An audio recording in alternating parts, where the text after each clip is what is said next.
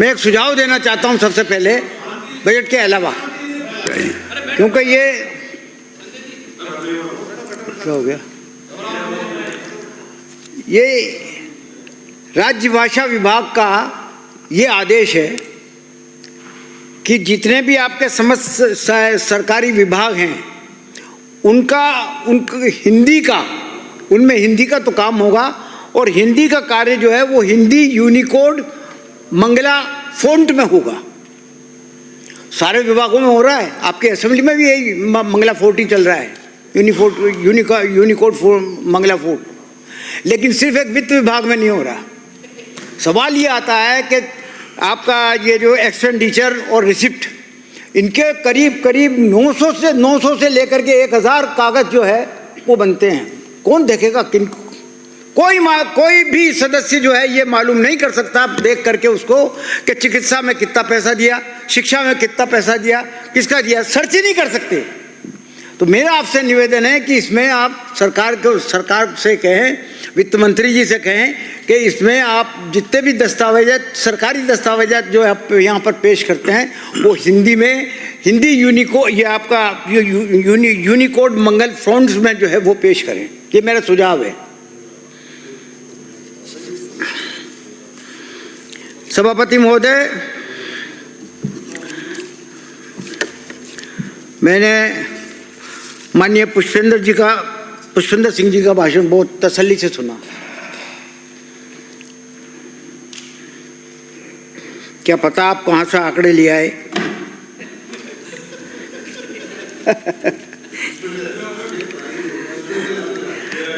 मेरे हिसाब से राजस्थान के इस बजट में न तो कोई विकास है, न कोई प्रगति है, और न ही कोई विजन है। मुझे तो नज़र नहीं आया, कतई नज़र नहीं आया। बेरोजगारी और गरीब जनता, युवा, किसान, मजदूर की बहबूदी की बात होनी चाहिए थी, उसमें एक शब्द भी इनके बारे में कुछ भी नहीं हुआ। राहत की बात की तो बात ही छोड़िए आप। सरकार नए विचारों से बिल्कुल खाली है, वही पुराने ढर्रे पे चलती रहना चाहती है अपने विचारों के दायरे में। असल में देखा जाए तो इच्छा शक्ति है ही नहीं सरकार के पास, कोई इच्छा शक्ति नहीं है। 2023-2024 में सभापति महोदय, जब पूरे देश की जीडीपी वृद्धि दर 9.60% थी, तब हमारे कार्यकाल में राजस्थान में जो वृद्धि हुई वो 12.56% की थी। हमारे प्रधानमंत्री मनमोहन सिंह के पिछले 10 साल के कार्यकाल में जीडीपी की विकास दर 7.4% थी, जो कि इन 10 सालों में अगर एवरेज देखें उसकी तो सिर्फ 6% आता है। ये वो आंकड़े हैं जो आपके ही किताबों के द्वारा दिए गए हैं। कैपिटल एक्सपेंडिचर की बात करिए आपने, कहाँ गए पुष्पेंद्र जी? पानी पीलेंगे, फिर काय करा तो वहाँ को है। 18-19 में आपका कैपिटल एक्सपेंडिचर 19,368 करोड़ रुपए का था 18-19 में, जिसको 23-24 में हमने बढ़ा करके 34,843 करोड़ रुपए का रख दिया, जो लगभग दुगना है। 10 जुलाई 2024 को गत बजट में पैरा 188 पर आपने बड़ी वाहवाही लूटने के लिए कहा कि 23-24 में आपका कैपिटल एक्सपेंडिचर सिर्फ 26,646 था, जिसे हमने 65.59% बढ़ा करके 44,216 करोड़ रुपया कर दिया। आपने इस पवित्र सदन में बिल्कुल मिथ्या बोला है। वो मिथ्या इसलिए बोला, मैं आपको आंकड़े, ये आपका आप ही के द्वारा जो छापे गए आंकड़े हैं वो दे सकता हूँ। ये देखिए, आप साफ लिखा हुआ है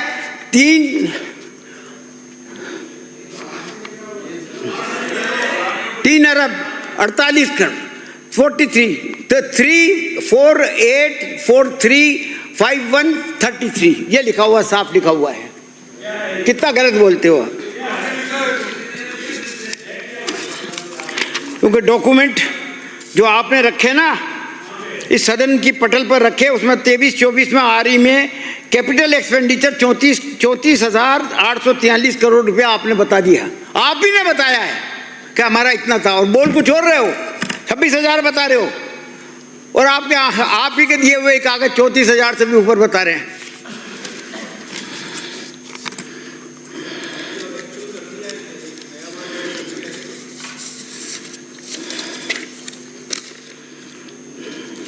आज की तारीख में एक्चुअल फिगर आ गए, उसके अनुसार 23-24 में राजस्थान पर 5,60,000, 60 नहीं तो 59 करीब है, तो उसको 60 ही मान लो आप, 5,60,000 करोड़ रुपए का कर्जा है।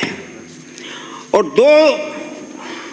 अब राज्य सरकार का कर्जा हो जाएगा 7,26,385। 2 साल में राजस्थान की सरकार ने 1.5 लाख करोड़ रुपए का कर्जा ले लिया। तो मेरा तो ये निवेदन है सभापति महोदय इस सरकार से कि इनके जाते जाते ये राजस्थान पे 10 लाख करोड़ रुपए का कर्जा छोड़ के जाएंगे, जाना तो तय है, और 10 लाख रुपए का कर्जा भी तय है। कैपिटल एक्सपेंडिचर आपका 44,216 करोड़ रुपए का प्रावधान था। दिसंबर 2024 में वो घटा करके आपने 22,000 करोड़ रुपए का रख दिया, यानी कि 52%। और आरई में 44,216 को जो किया आपने, उसको सिर्फ 15% कम कर दिया। ये टारगेट भी कभी पूरा नहीं होगा, कम करने के बावजूद भी आपका ये टारगेट पूरा नहीं होने वाला। बावजूद इसके इस साल कैपिटल एक्सपेंडिचर में 53,686 करोड़ रुपए का प्रोविजन कर दिया। बताइए, वो तो पूरा हो नहीं रहा, कम करने के बाद भी सिर्फ आपका 15% कम किया तो भी कुछ नहीं हो रहा। और अब आपने और क्या कर दिया कि 53,686 करोड़ रुपए का प्रोविजन कर दिया। शेख चिल्ली की बातें के पैसा आएगा कहां से?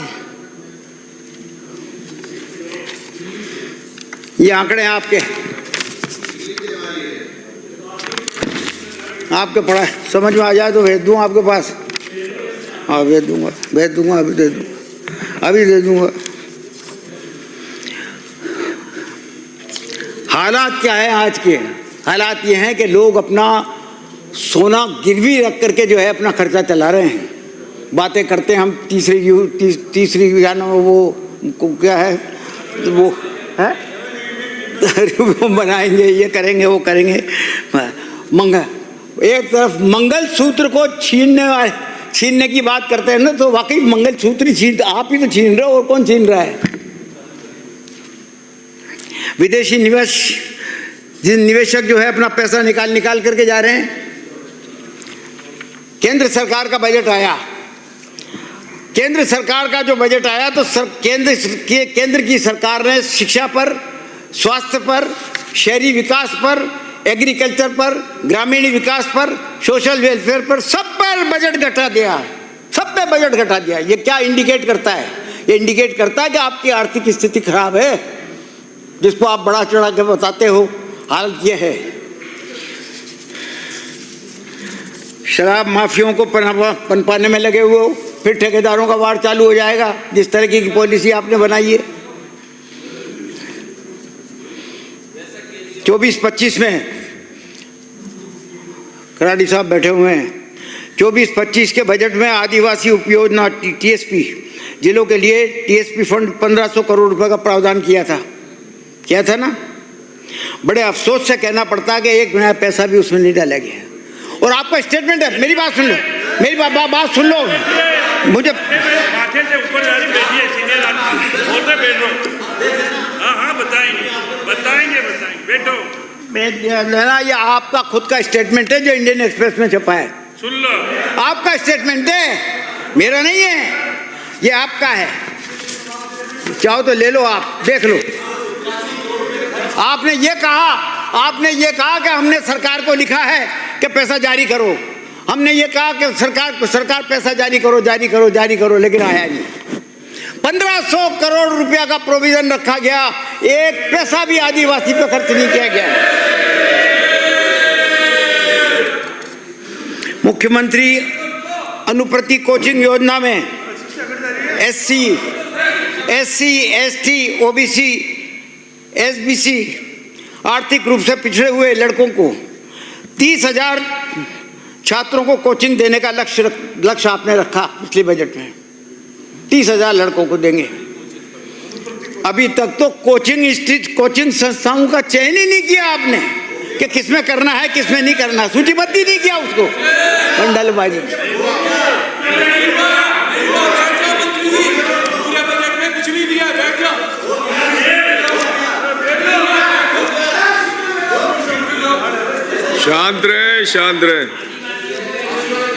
शांत रहे आप। बोलने दो उनको, वरिष्ठ सदस्य दिलावर चले गए। आप तो किधर बोले साहब, मंत्री जी से बाद में बात। डॉक्टर अंबेडकर आर्थिक पिछड़ा वर्ग उत्तर मैट्रिक छात्रवृत्ति योजना के तहत एक भी छात्र को छात्रवृत्ति का भुगतान नहीं किया गया। एक भी छात्र को 46,000 रुपए देने का प्रोविजन है, एक को भी नहीं दिया गया। प्राथमिक शिक्षा के बजट के हाल देखिए। पूर्व मैट्रिक अभी सरकार ने दी है, देख लो एक बार। आपने नहीं बंद कर दी थी, सारी हमने दी है, दे रहे हैं अभी। खिलाड़ी साहब, जब आपके मंत्री बोलते हैं मैं कभी बीच में नहीं बोलता। आंकड़े सही लाइए। अभी आपके द्वारा छोड़ी हुई छात्रवृत्तियां भी हमारी सरकार दे रही है। बोले मैं एक बार भी कभी नहीं बोला, हालांकि मैं उनसे एग्री नहीं कर रहा था, लेकिन एक बार भी नहीं बोला। प्राथमिक शिक्षा के बजट का हाल देखिए। पूर्व मैट्रिक छात्रवृत्ति का बजट अनुसूचित जाति के लिए 16 करोड़ रुपया रखा गया था। उसमें कितने बांटे? 1.5 करोड़ रुपया बटा है साल भर में। 1.5 करोड़। ST का 18 करोड़ रखा गया था और बटा कितना? सिर्फ 1.25 करोड़। शहरिया, जनजाति, OBC, सफाई से जुड़े हुए व्यवसाय वाले बच्चों को 1 रुपए की भी मैट्रिक में छात्रवृत्ति नहीं देगी।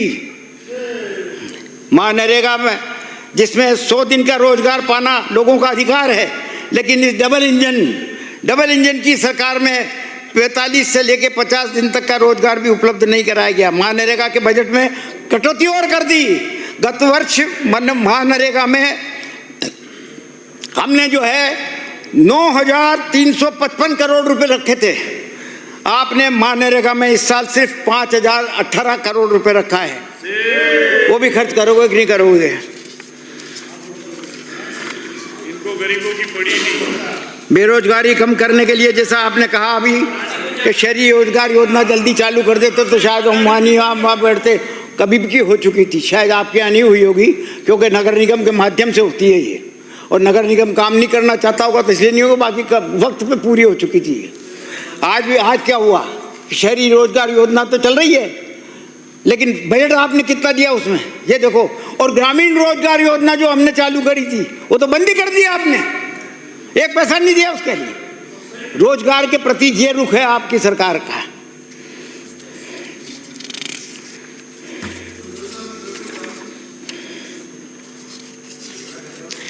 ठेका कर्मचारियों के शोषण के लिए हमने बाकायदा मुक्ति का, आप भी उस वक्त सदस्य थे विधानसभा के पिछली बार।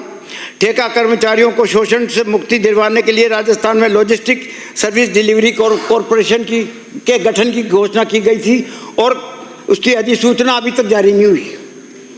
घोषणा हमने किए हुए भी चुनाव से कम 6 महीने पहले कर दी थी, लेकिन उसके बाद भी जो है वो अधिसूचना जारी नहीं की होने की।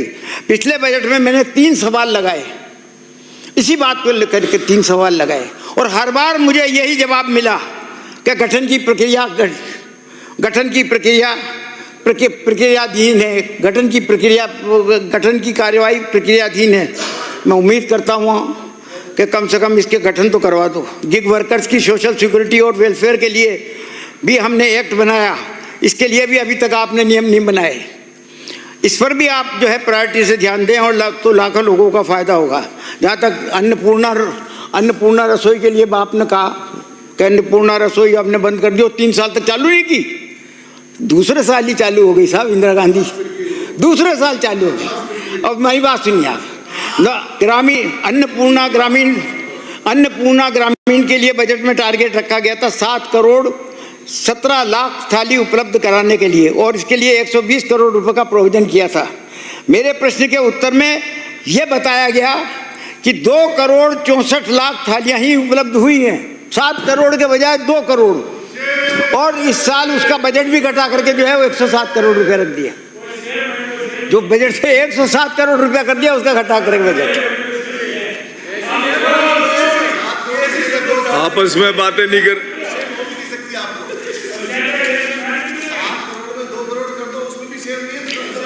मैंने सभापति महोदय, मैं खत्म कर रहा हूँ, आप चिंता न करें। समय आपके पास नहीं, वो कई बार समय अभी तो पर्याप्त। मैंने गांवों में शौचालय बनाने का सवाल पूछा।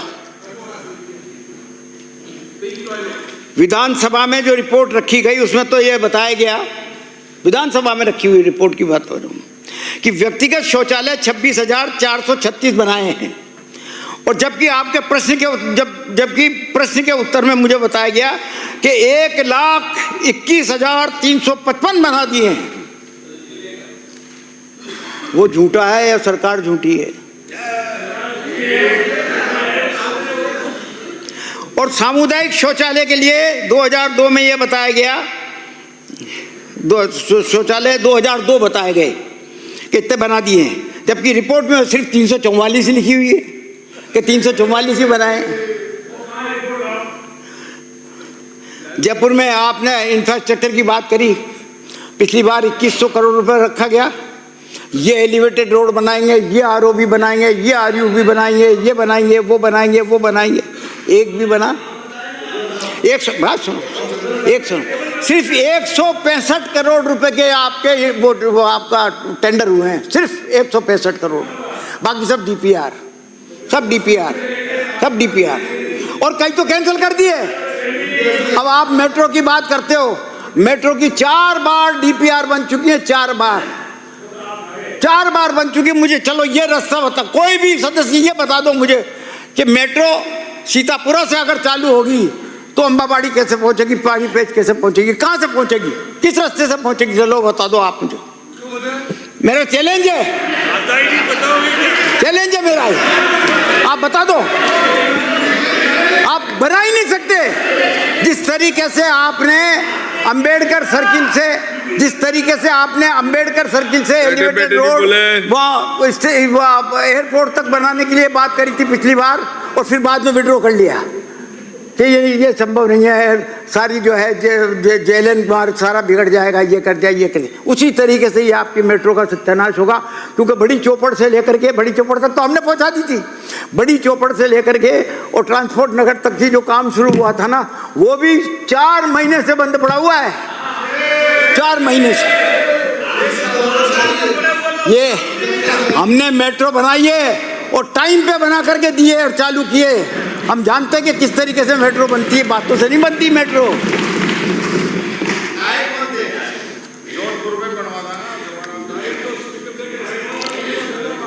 तो मैं तो सभापति महोदय आखिर में यही कहूंगा कि सरकार का बजट बिल्कुल घोषणाओं का बजट है और डीपीआर का बजट है। डीपीआर ये इस डीपीआर वाले बजट के कारण, सभापति महोदय, इस डीपीआर वाले बजट के कारण सत्ता पक्ष के अधिकांश लोग डिप्रेशन में चले गए। अब ये साइकोलॉजिस्ट की जरूरत है यहाँ? जिस चीज के लिए ये थोड़ा दिखवाओ शरीर को, जिस चीज के लिए पूछते हैं उसके लिए कहते हैं कि स्वीकृति जारी हो गई, डीपीआर बन रही है, हो जाएगा, चिंता मत करो। अब ये कहाँ तक आदमी डिप्रेशन में जाता ही है, अब कई डिप्रेशन में चले गए। तो मेरा आपसे यही निवेदन है, मैं इतना ही कह करके मैं इस धारीवाल जी, आपके राज में डीपीआर बनी नहीं और शिलान्यास हो गया, डीपीआर ही नहीं बनी, आपने मंत्रियों ने की है। मैं उधर आपको सबूत लगा दे सकता हूँ। क्या बेटा खाली फर्जी बातें करोगे क्या? विराजे मान्य सदस्य, आप भी शांत रहे, बोलने दे। डीपीआर क्या होती है ये भी जानते हो कि नहीं जानते? कभी बनाई है क्या डीपीआर? मैं इसका पुरजोर विरोध करता हूं और सभापति महोदय आपने मुझे टाइम दिया उसके लिए बहुत बहुत धन्यवाद। धन्यवाद। श्री जयदीप बयानी।